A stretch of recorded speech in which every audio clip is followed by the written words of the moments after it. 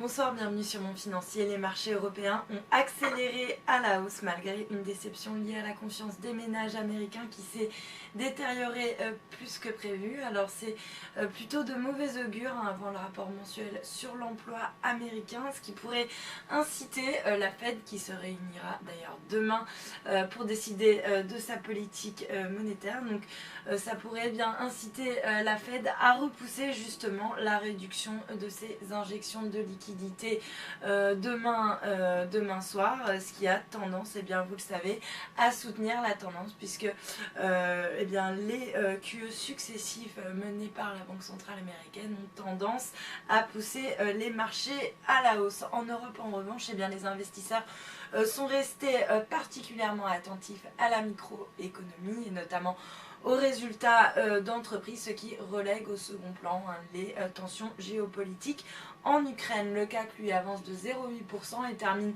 aux portes des 4500 points, 4497 précisément. Ailleurs, même tendance, le DAX bondit carrément de 1,46%, l'Eurostoxx progresse de 1,35 et Londres de 1,04. Du côté des valeurs, maintenant en tête du CAC, eh bien c'est SocGen qui grimpe de 4,4% à 45,10 €, suivi d'Orange qui confirme son objectif d'atteindre un EBITDA entre 12 et 12 milliards et demi d'euros pour 2014. Le titre s'adjuge 3,32% à 11,20 € et Silor qui confirme ses objectifs 2014 après un solide premier trimestre se distinguait également parmi les plus fortes hausses. En revanche, Lanterne Rouge, Capgemini qui perd 1,6% après avoir confirmé pourtant ses objectifs de croissance organique. À noter également EDF qui abandonne 1,4% à 27,45 € alors que selon le Figaro, eh bien, le deuxième appel d'offres français qui concerne donc 2 parcs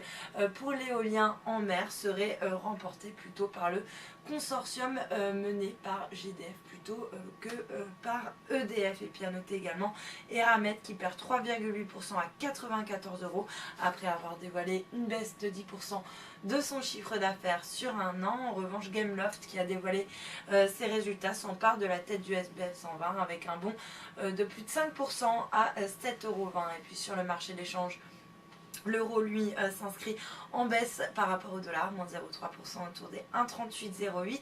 Il perd également du terrain par rapport au yen autour des 141,6 yens. Puis à noter que le billet vert, lui, reste bien orienté face à la devise japonaise autour des 102,58 yens. Et puis enfin, l'once d'or qui, elle, revient à l'équilibre ce soir pour s'échanger autour des 1298 $ l'once. Voilà pour la clôture des marchés. Passez une excellente soirée. À demain.